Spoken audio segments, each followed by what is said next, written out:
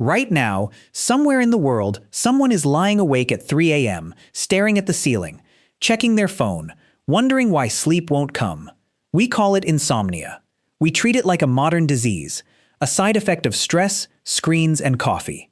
But what if that's wrong? What if waking up in the middle of the night isn't a malfunction, but a memory of something the human body used to do every single night for thousands of years before we ever told it to stop? To understand what we lost, we have to go back before alarm clocks.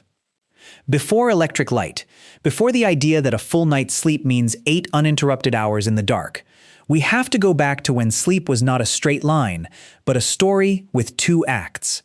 For most of human history, night was not empty. It was dangerous. There were predators. There was cold. There was darkness so total that a person could not see their own hand in front of their face. Early humans didn't experience the night the way we do, wrapped in blankets behind locked doors, insulated from the world outside. They experienced it exposed, aware, listening, and that awareness may have shaped how they slept. Scientists who study modern hunter-gatherer societies, groups like the Hadza in Tanzania, the San in Namibia, and the Tsimane in Bolivia, have tried to answer a simple question.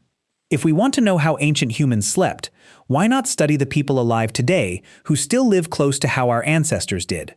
One widely cited study, led by sleep researcher Jerome Siegel in 2015, monitored these groups using wrist devices that tracked movement and light exposure. The findings surprised a lot of people. These communities, with no electricity, no screens, and no clocks, did not sleep more than the average modern person. In some cases, they slept less. They didn't nap constantly during the day either. But there was one striking difference. They almost never complained of insomnia. The concept barely seemed to exist for them. That single detail is a clue. Maybe the problem was never how long we sleep. Maybe it's what we believe sleep is supposed to look like. Now travel back further, beyond hunter-gatherer camps, into the earliest agricultural civilizations, in Mesopotamia, along the Nile, in the river valleys of the Indus. Here, for the first time, humans began to live by more rigid schedules. Farming demanded it. Crops needed to be planted and harvested at precise times. Cities needed order. Temples needed rituals performed at fixed hours. And with that order came something new, written references to the night itself.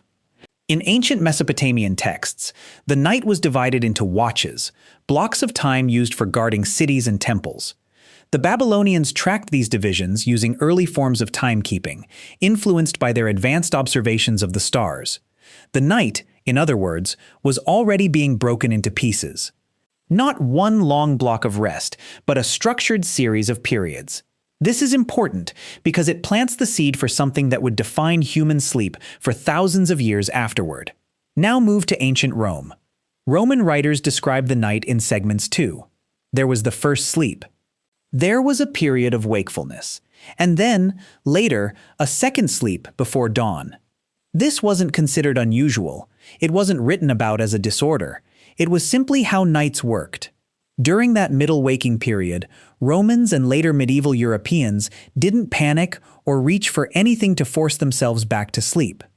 Historical records suggest people used that time for quiet, low-effort activities. Prayer, reflection, conversation with a bed partner. Some accounts describe people getting up briefly to tend a fire, check on animals, or visit neighbors. This pattern has a name today, segmented sleep, sometimes called biphasic sleep. And the person most responsible for uncovering it in the historical record is a historian named Roger Eckertsch. Eckertsch spent over a decade combing through diaries, court records, medical texts, and literature from medieval and early modern Europe. He found more than 500 references to a first sleep and second sleep spanning centuries and stretching across multiple countries. This is where fact and theory need to be separated carefully. It is a documented fact that segmented sleep was written about, referenced, and treated as ordinary across a long stretch of pre-industrial European history. What remains a theory, one supported by later experiments but not proven as a universal ancient law, is that this pattern reflects the natural default state of human sleep before artificial light interfered with it.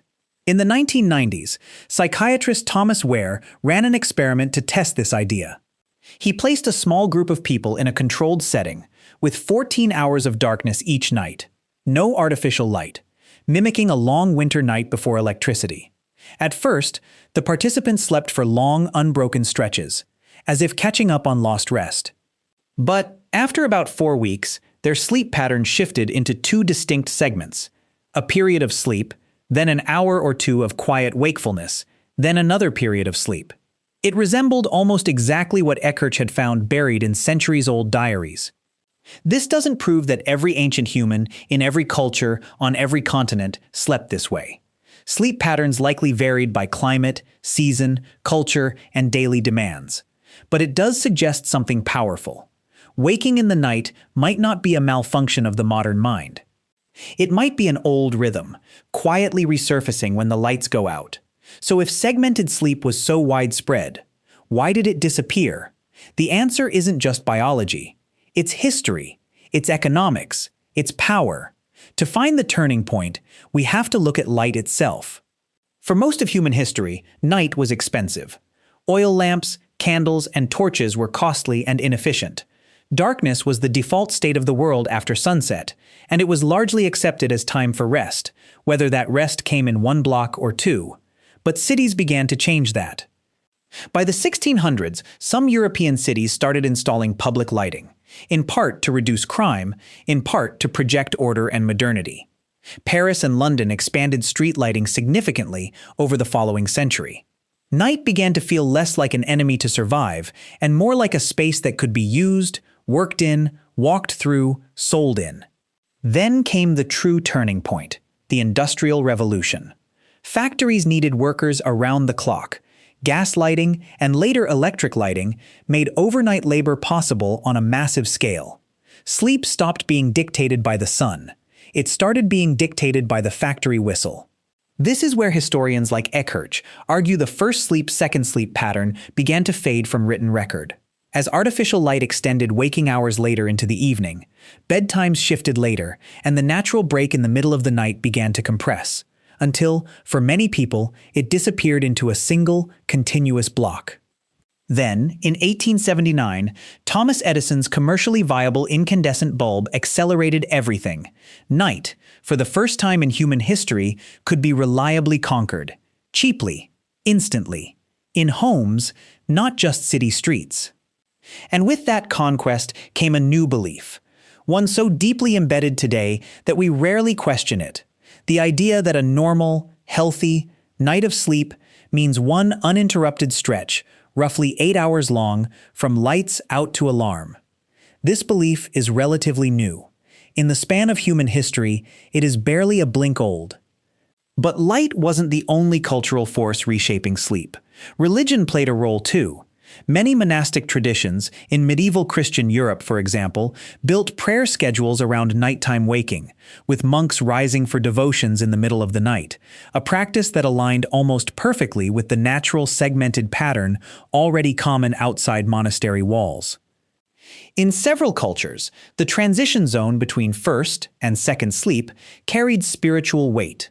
Quiet hours in true darkness were sometimes described as a time closer to dreams, closer to the divine, closer to the dead. Economics reshaped sleep in other ways too. In agrarian societies, sleep bent around the seasons. Summer nights were shorter, so people simply slept less. Winter nights were long, so they might sleep longer, or break that long night into pieces, as Vare's modern experiment recreated. Sleep, in other words, used to breathe with the natural world. It expanded and contracted with daylight, season, and survival needs. Today, our sleep no longer breathes with nature. It's locked into rigid clocks, work schedules, and social expectations, regardless of the actual season or the amount of daylight outside. So who actually slept better? Ancient humans or us? The honest answer is more complicated than either side wants it to be. Ancient and pre-industrial humans likely faced real dangers to their sleep, cold, insects, predators, illness, unsafe shelter. Infant mortality, disease, and violence could all disturb rest in ways almost no one in a modern home has to think about. At the same time, many of them lived without artificial light bleeding into their evenings, without screens stimulating their brains before bed, and possibly without judging themselves for waking in the night, because waking in the night wasn't seen as broken. It was expected. Modern humans have conquered darkness, cold, and physical danger at night better than any generation before. But we've replaced those old threats with new disruptions. Blue light suppressing melatonin, caffeine consumed late into the day, work emails glowing on nightstands. A cultural anxiety that if we're not asleep in one perfect, unbroken block, something is wrong with us. That anxiety alone can be enough to keep a person awake. There's a strange irony hiding in all of this. For thousands of years, humans slept in two parts, without shame, without medication, without a name for what they were doing. Then we invented the phrase, "I have insomnia," to describe a natural pause our ancestors simply lived through. The Hadza don't have that word. Medieval villagers didn't seem to need it. Even the participants in Ver's 1990s experiment, modern people, fell into that same old two-part rhythm within weeks, once artificial light was taken away. Which raises an uncomfortable question. What if some of what we call a sleep disorder today is actually an old biological rhythm, misunderstood by a species that forgot its own history? To be clear, this isn't a claim that everyone lying awake at 3 a.m. is simply experiencing ancient sleep. Modern insomnia is real, and it can be driven by stress, medical conditions, screens, caffeine, and irregular schedules that have nothing to do with ancestral rhythms. Scientists still debate how universal segmented sleep truly was, and how much of it depended on specific environments, seasons, or cultures. But the history is enough to shake a belief many of us never thought to question. The idea of one perfect, unbroken 8-hour night isn't some timeless law of biology. It's a habit, built over the last 200 years, shaped by gas lamps, factory whistles, and a light bulb from 1879. Ancient humans lived closer to darkness, closer to danger, and in many ways, closer to their own body's natural signals. Modern humans live in a world that has engineered away almost every physical threat of the night, while introducing a whole new set of psychological ones. Neither version of sleep was perfect. But maybe the real story isn't about who slept better. Maybe it's about what we lost the moment we decided there was only one right way to sleep at all.